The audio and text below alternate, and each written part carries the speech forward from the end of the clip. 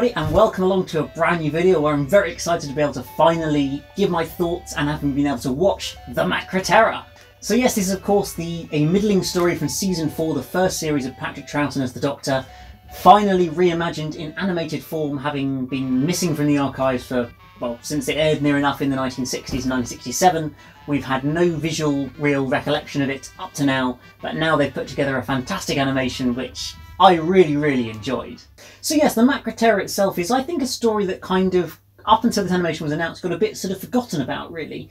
It's not a particularly significant story. It features a villain that doesn't really come back in Doctor 2, apart from sort of in gridlock at the very bottom of the motorway, stuck in the gas, which makes sense, but also they seem kind of brainless. They just sat there clawing away at all these cars and stuff, and it's like, that doesn't really fit at all with the Macra are in the Macra are very intelligent alien beings in this story. And so it was, yes, a little bit of an unusual way, a different way of doing it, I think, in gridlock, which is a little bit of a shame. So, but having not seen them at all other than that, it kind of makes it a bit of a not necessarily an underrated story, just an underknown story, I think, up until we got the animation announcement, and then it's all Macra, everybody's talking about the Macra, and it's just kind of crazy that such a story that you don't even think about is suddenly getting a brand new release, full animation, and so much sort of discussion about it. It's really great to see, I think. And I do think this animation was a great success. Clearly, it's meant to be a reimagining, not a reconstruction in that regard. It's not like, say, the Ice Warriors. When the Ice Warriors episodes 2 and 3 were animated, I've watched the sort of documentary about how that all came together, and they talked about how they wanted it to be as accurate as possible to what was originally seen on the screen, following the camera script scene by scene by scene, sort of shot by shot, to make it absolutely accurate, having it very much feel in the style of a 1960s episode, and just try and get it as close as you can to sort of that style. Whereas this one feels almost like if the Macra had been made either on a massive budget or in 2019. It's that there's just so much more scale you're able to give with the animations. Just looking at the whole colony, seeing this massive world and all these huge buildings, which it would look nothing like that in the actual story. But that's what you're able to do with animation, with a budget for an animation, to be able to do that and just give this spectacular vista that the story deserves, I think, in that regard, in establishing this dystopian future. And so I do really like that they've taken this approach in terms of, as I say, reimagining it more than reconstructing it. I know it got a little bit of criticism because of the removal of the rough and tumble machine scene that was, there's a bit of a sort of comedic little couple of minute moment that was taken out because of time and cost, as far as we've been told. And I know it got a little bit, I feel, of an unnecessary sort of raucous outrage about it because of removing a scene. How could you dare remove a scene from a Doctor episode? We might as well not even bother making the animation, was what I saw some people saying, which seemed a little bit extreme and ridiculous. That it's a 2-minute scene that's had no importance to the plot. I watched this as a story, or watched the animation, and I didn't know it wasn't there, didn't notice it. I had seen the reconstruction once before, maybe 6 months ago, but watching this as a whole thing, it didn't feel like, oh no, there's a massive scene missing there. Maybe if you know the story that well, I can understand it to a degree, but I don't think it's something to really should put you off massively from buying this story. And I wouldn't be completely against if they were doing future animations and taking out a scene or two, as long as there's nothing important or specifically sort of significant to the plot or anything like that, because there's none of that that's taken out in this story. All the plot is there. So yes, looking at the Macra itself, it's actually, I thought, quite a good story. I think I got more of a read of it as a story watching this animation than I did of the reconstruction. It was a little bit of a difficult one to engage in. I just remember not really being that focused on it. And when you're watching reconstruction, sometimes you really take the story in, sometimes you just really don't. And that was one of those for me, I found. And so to a degree, this felt almost like a first time being able to experience the Macra. And yeah, as I said, I thought it was a really good story. It's really sort of a nice, interesting, establishing this dystopian, futuristic colony where everybody's happy to be working. They're all working for the good of the colony and everything like that. They're all doing these really long work shifts, all have to be happy. There's nothing bad in this colony, and it's all happy, smile, friendly and whatever, all completely controlled and uniform. They wear the same clothes. They're all they're no longer individuals. They're all being told what to do and what to think and what to say and how they're meant to be and everything. And it's just that sort of idea of this dystopian, futuristic, controlling society, which is really always really interesting to explore. And of course, ultimately finding out that it's the Macra who are behind it all. And I thought the Macra are actually quite a sort of interesting villain to have in this story. Of course, they are really intelligent for once. They are actually able to take over complete control of a colony and keep holding on to that control and convincing everybody that they are doing things for the good of the colony and that it's just the commander or the leader who they're sort of following, and not some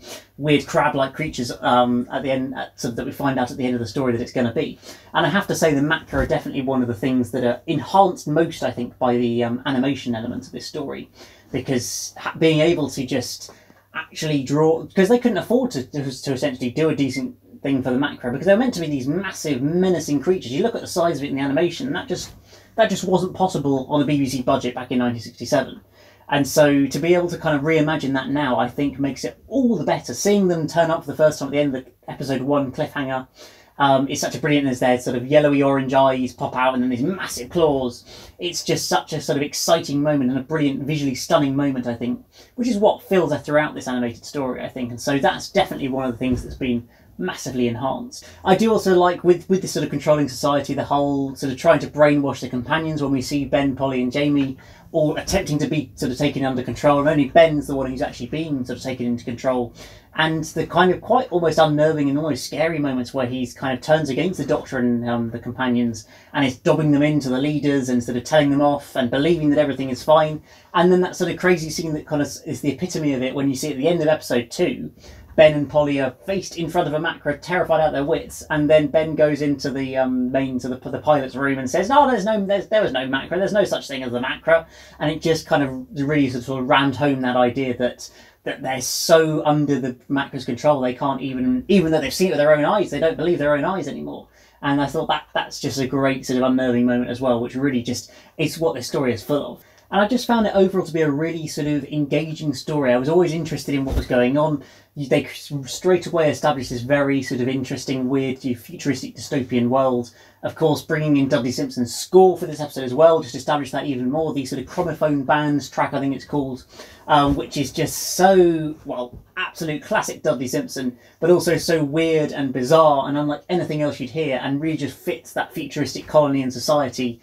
That sort of very upbeat tone, which fits into the style of these we're all happy sort of colony, but it just sounds, yes, very weird. It's such an iconic sound, I've found as well, for the Macra Terror. It just fits this story, so I thought that really just enhanced it, along with, of course, the visuals that are absolutely stunning of this colony itself.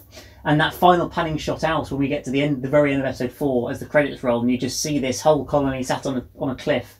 It really does look absolutely stunning. The sort of under the sunset as well. It's just, the animation, I think, is really a step up on what we've had up to this point. Definitely it's been sort of gradually improving. Of course, these last 3 sort of batch of animations have been very much the start of a new era of animations to a degree. Because, of course, we had old episodes of stories being animated, like The Invasion originally, which is a sort of one-off project. But then things like The 10th Planet, Reign of Terror, The Moon Base, Ice Warriors, all these sort of ones that sort of had the odd episodes to fill it up animated. Then you came in 2016, the start of very much a new project with new people working on everything like that, to be able to do The Power of the Daleks, a 6-part story, reanimating everything, and then doing Shada, creating from scratch half of the story, and then of course animating all 4 episodes of the Macra Terror. And you watch all 3 of those animations of the last 3, and you compare the Macra Terror now to The Power of the Daleks, and it's worlds apart. It's so much better. It looks, I think, a little bit more 3D. It's much smoother. The visuals are sort of just a lot better, and the characters all look much better animated. And it's just natural progression as people get better at their jobs. More sort of technology becomes available to be able to improve this. The budget gets bigger. They have more time, and it's just going to, I think, just keep hopefully the more and more they do the animations, it's just going to keep on improving. And so that was another. Just made that really enjoyable in this particular story. And I did actually watch the colour version of this rather than the black and white version, even though of course it's a black and white story. I thought that because I'm not really watching it part of a marathon or anything like that, and that very much this story, I think the animation was sort of made to be viewed in colour more than in black and white, and it's the main disc 1 is the colour version rather than black and white version, sort of indicating you want to watch it in colour, that's the one to do. And I thought the colours were brilliant. It was really well done colouring wise. It's very vibrant. And just the little sort of effects that you see, particularly on the colour version of the kind of the gas kind of over I remember just seeing it over Jamie's face when he was lying in the bed, and I was like, is that a little picture glitch? Oh no, that's just the gas effect over the front of his face. And it was so that sort of intricacies that you just wouldn't have had in the Power of the Daleks animation. It's just taking that next step, which I think is absolutely fantastic and something to sort of get really excited about going forwards. Because I know for some people, the reconstructions are what they prefer. They've never really been able to engage with animations. It's just not for them, and they much prefer to just, if the episode doesn't exist, they'll watch a recon, and that's absolutely fine. Of course, I understand that. But for me personally, I really, really enjoy the animations. Of course, it's not a patch for the episodes themselves, and I'd throw this at a wall or whatever. I'd destroy this disc if I could have the actual episodes. No problem at all, and I wouldn't care. I'd never watch animation again if we had the actual episodes. But when we don't, I think the animation is such a great way to be able to still experience the story in a very close format to what it would have been originally. Of course, keeping pretty much the whole original soundtrack apart from the odd bit that's been cut out, as I mentioned. And that works effectively in the Macra Terror. The soundtrack's been sort of cleared up very, very well by Marquez, as always. He's such a sort of a legend of remastering classic Doctor Who soundtracks. Just incredible. Only a 2.0 soundtrack on this one, the stereo, rather than a 5.1 surround track that we got on Power of the Daleks. But I think it just wasn't so possible to be able to do on the Macra Terror. But that didn't detract from it for me. It still sounded so much cleaner when you compare it to the sort of audio from the reconstructions and some of the older reconstructions and stuff like that. It is worlds apart how much cleaner, and it just makes a much easier viewing, a much more enjoyable viewing when it's not a constant strain on your ears because the quality is so bad. So that's always something that I appreciate on these new releases, the audio quality. Everything just keeps getting better and better and better. And so I really do hope that sort of going forward they do continue to make animated episodes of Doctor Who, of the missing stories of Doctor Who. Of course, there's many sort of debates on forums about what could be done next, what's going to be more or less difficult. Certainly ones that in particular have been talked about being difficult are historical stories, because they do tend to sort of have more sets to be going to, more costumes to be included. You think of stories like Marco Polo, that's basically set in a different location in every single story with different characters and everything in each individual episode. And so to animate 7 episodes of those will be an absolute nightmare. So it's kind of looking at what is more or less doable and possible. And the Macra Terror itself, it is all set in the confines of this colony. There's a lot of walking down corridors that look quite similar. The Macra are probably quite a difficult villain to animate, I'd imagine. I'm sure people who know more about animation than me could tell me how difficult or easy that is. But I'm sure that the Macra Terror was chosen because it wasn't one of the sort of impossibly difficult ones to be able to animate. And you look at something like Dalek Master Plan, which just, as much as I would love it, like it probably would be my #1 choice for an animated story. Can you imagine a Feast of Stephen animation? I mean, that's to die for, really, isn't it? Let's be honest, that would be so brilliant. But the chances of it actually happening are really quite low, because it's just a 12-part epic. You've got to animate 9 episodes, which just and in so many different locations just seems highly unlikely, unfortunately. So I think looking at stories, I know that's sort of the top rumoured story at the moment, I think, is Fury from the Deep. That's very much been hinted at maybe being the next animation.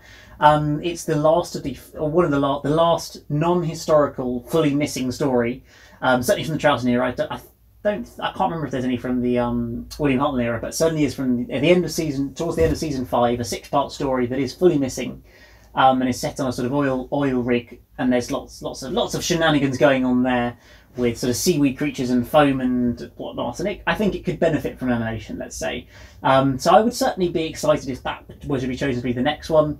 It'll be interesting to see sort of ultimately how the Macra Terror does sales-wise, because so far they've tended to pick ones that will sell very, very easily. Power of the Daleks, it's got the Daleks in, it's very easy to sell. The Moon Base, it's got the Cybermen in. The 10th Planet's got the Cybermen in.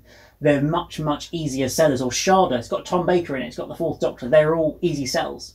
Whereas the Macra Terror really isn't that easy a sell. It's a story you've probably never heard of, with a villain you've probably never heard of, and a fully missing story you've never really had any experience of it. So I think if this does really well, it will definitely pave the way for more animations in the future, and more stories that aren't just with a Dalek or a Cyberman, because we've only really got Evil of the Daleks and the Wheel in Space still to animate. Of course, I would love to see both those animated, particularly Evil of the Daleks, which is a great story. Wheel in Space, not so much. But I do hope that, I think it's too optimistic to say that ultimately every single one will get animated.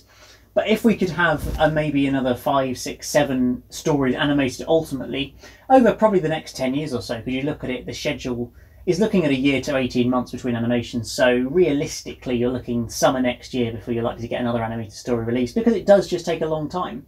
And I'm happy for it to take a long time if they're going to do such an amazing job like they did with the Macra Terror. So here's hoping that we get a few more animation in the future. This has certainly been a brilliant one.